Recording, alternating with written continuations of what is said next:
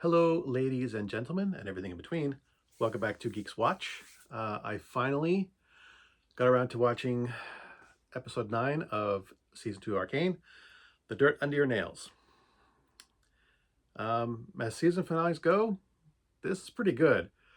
When I saw how long the episode was, I was a bit concerned because sometimes these episodes do drag on a bit.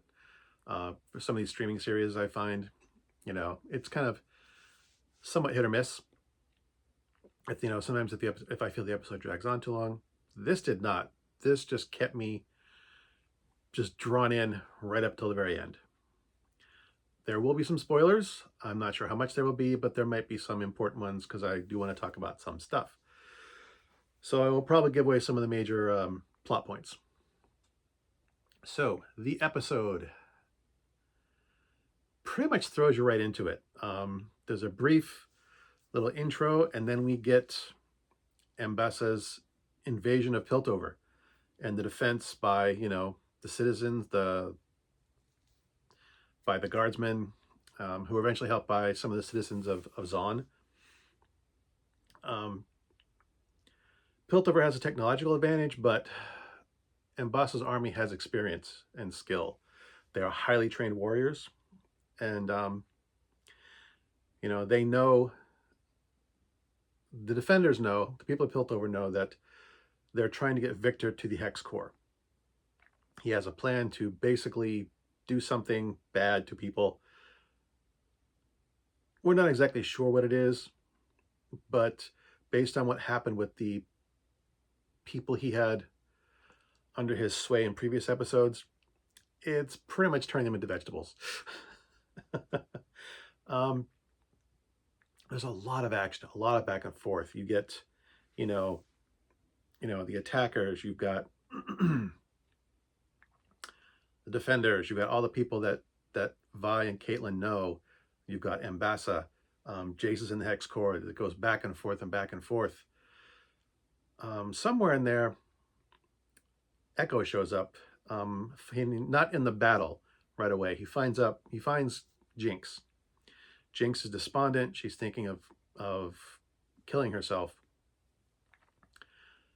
And Jace uses his little time loop thing to set time back 4 seconds every time she pulls the pin in her grenade to try and talk her down. He eventually does talk her down from that. We finally get, some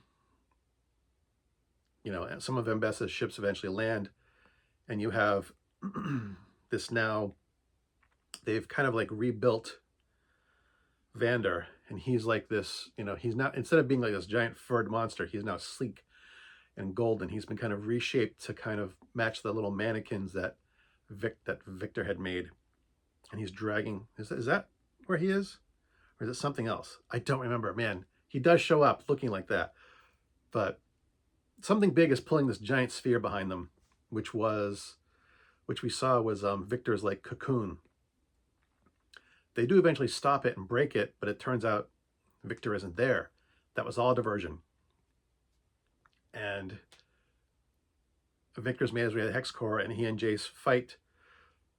But Victor now has so much magical power that he just undoes all the work that Jace has done and repowers up the Hex Core. There is a fight down the city. I'm kind of getting the timing mixed up. Ambassa finally does confront her daughter Mal, who is now wielding magic quite a lot. She initially uses it to save Caitlin from, there's a traitor in her ranks, a secondary character that we'd found out about. I wasn't too surprised to find out who the traitor was. It kind of made a lot of sense. I really don't like Ambassa, but she's a good villain. She's a good foil for the characters because she is skilled and cunning and ruthless. And so she's a good villain. She's one of those villains that you kind of like to hate. You just want to punch her in the face. But she'd probably break both your arms if you did that. But you still want to. All seems lost, and then GEEXX and Echo show up.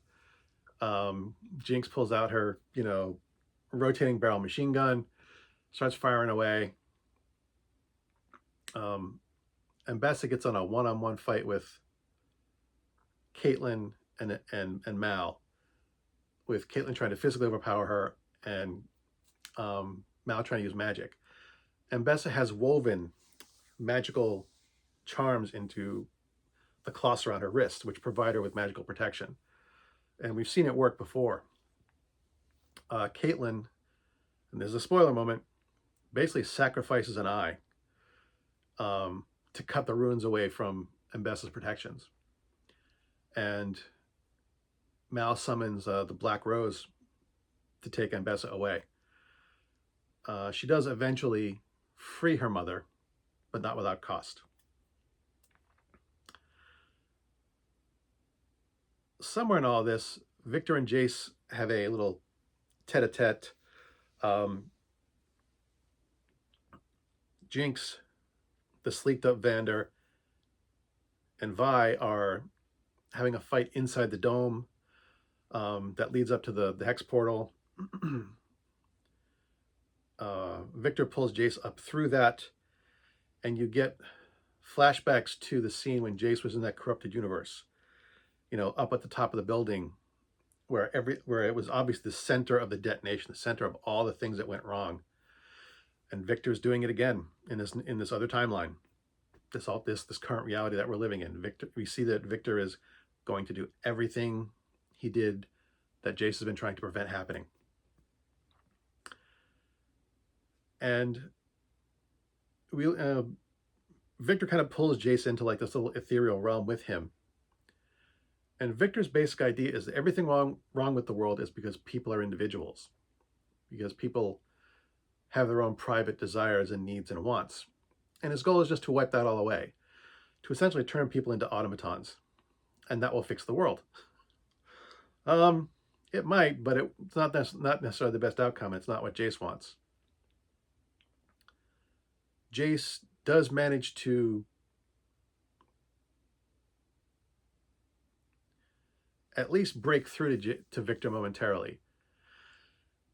And when he embraces Victor, Victor sees what Jace saw in that alternate world and realizes what he's, and realizes what he's about to do.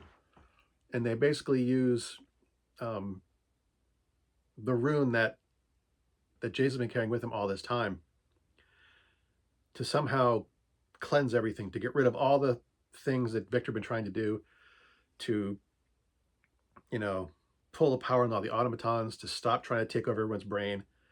And Victor and Jace kind of disappear in a flash of light. Everyone who had been kind of mind connected to Victor kind of drops. The people who are in the process of having their minds wiped kind of collapse. The automatons also collapse. Vi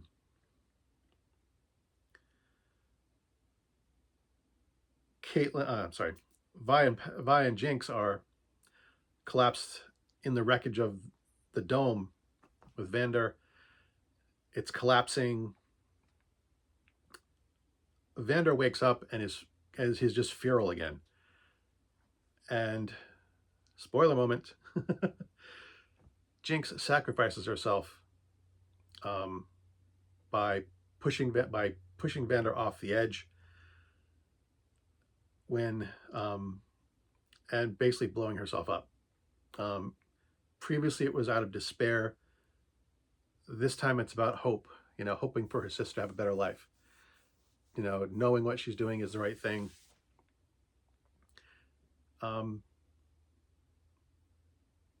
I've missed a lot, and I've also spoiled a lot, just because I've bounced around so much. But this was a really good episode. It was a really good cap to season 2. In season 1, when it ended, it was kind of on a cliffhanger. You knew there was going to be continuation. This mostly wraps everything up. There are still a few open-ended storylines, but season 2 basically wraps up everything from season 1. So we kind of have a complete story arc. You know, what we could still, like, just because Jason and Victor disappeared doesn't mean they're dead. They could still come back.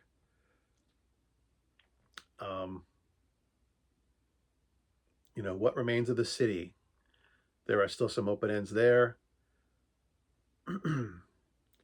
There's still some conflict between Piltover and Vaughn, although citizens of Vaughn did come and help defend the city.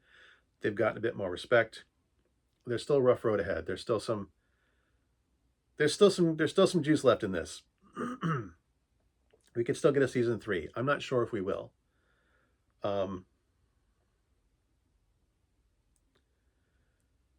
But just the reason I wanted to do this, this I'll break it down, because I did season 1 by itself, because season 1, the first episode of season 2 was all about grief.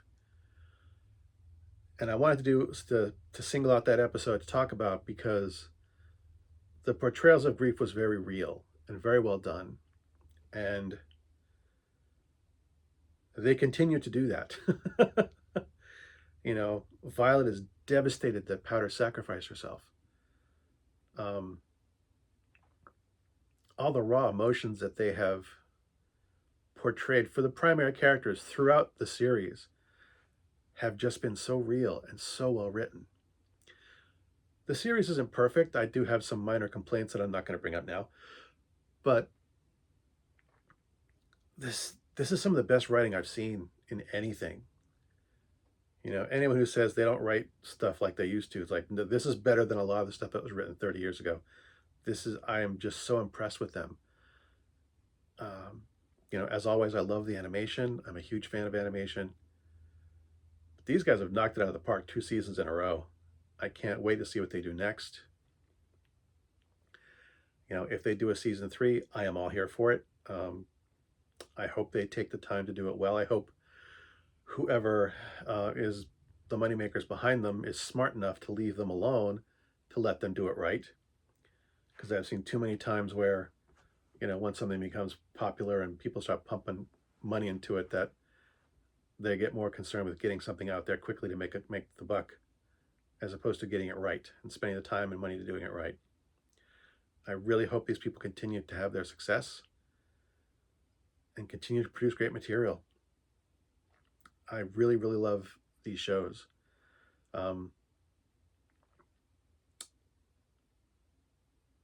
As to me continuing to do these things 1 episode at a time, I will not continue to do that. I did this as an experiment, and I didn't enjoy it.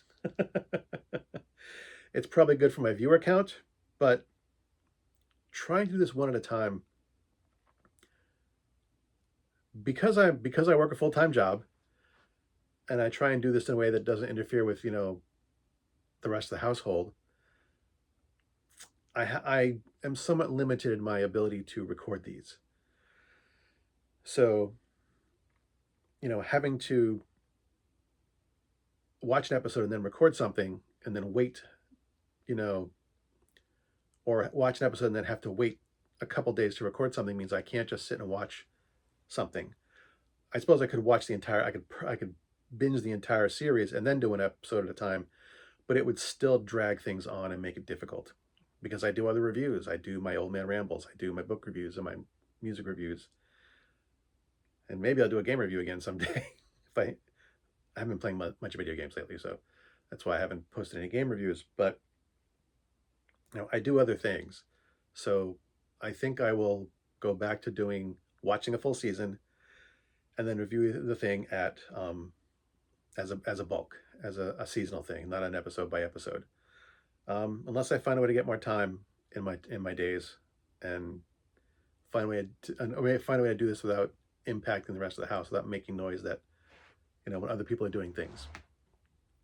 So for now, this is my only time doing a series 1 episode at a time. As always, thanks for watching. As always, my stuff is crap. And until next time, good hunting.